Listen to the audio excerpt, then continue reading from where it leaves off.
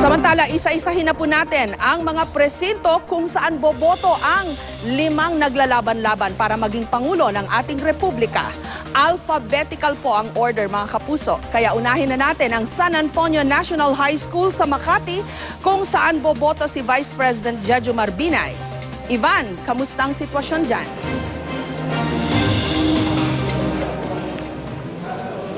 Yes, Jessica, all set at handang-handa na itong precinct number 550C na bahagi ng clustered precinct 189 kung saan nakatakdang bumoto si Vice President Jejomar Binay.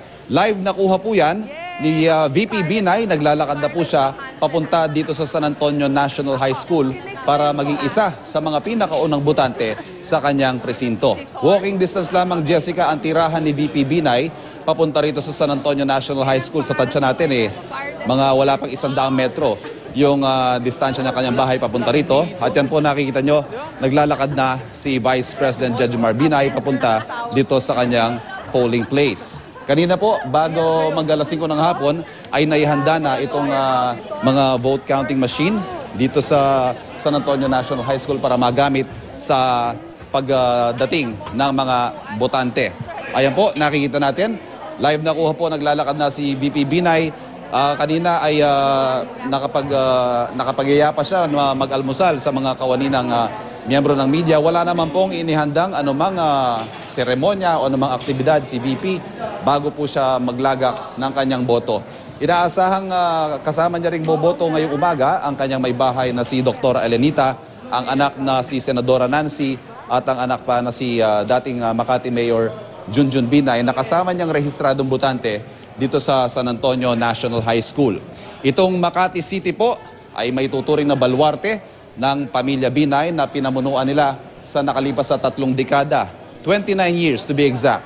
21 years naging mayor dito si VP Binay.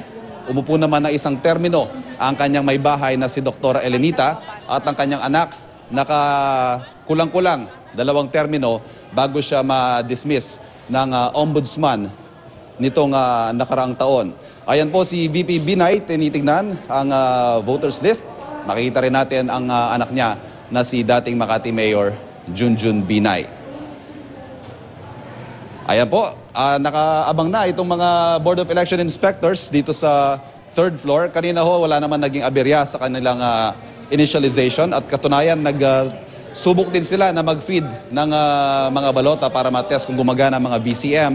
Ang kanilang naging average, 20 minutes for 10 ballots. So that's more or less yung ine-expect na oras na gugugulin ng bawat isang botante na ayon sa COMELEC ay nasa 2 to 3 minutes. Ayan po. Ayan, nakikita na natin, paakyat na po si Vice President Jejomar Binay. Nakasuot pa rin siya siyempre ng kanyang official campaign color, ang light blue. Yan, si VP Binay po ay na-cover natin siya sa nakalipas sa 3 buwan. Umaakit siya sa hagdan. Masipag mag-exercise itong si VP Binay at katunayan isang bahagi ng kanyang everyday ritual ay ang paglalakad. In fact, on certain days, nakaka 10,000 steps daw po siya based sa kanyang suot na pedometer. Bahagi talaga yan ng kanyang pang-araw-araw na suot Ang lagi pong sinasabi ni VP Binay sa kanyang mga kampanya, kung ano ang ginawa niya sa Makati, gagawin niya raw sa buong Pilipinas. Ano nga po ba ang Makati ngayon?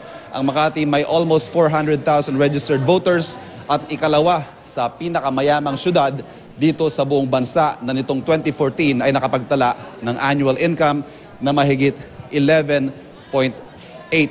billion pesos. Ito na po, dumadaan na sa ating pwesto si VP Binay. Kasama niya ang kanyang, siyempre, close in security dahil siya pa rin po ang nakuupong pangalawang Pangulo hanggang sa mga oras na ito at hanggang magpalit na ng mga opisyal sa June 30 ng taong ito. Ivan, babalikan ka namin dyan. Diyan ka lang sa Makati at tutukan mo yung pagboto ni Vice President Binay.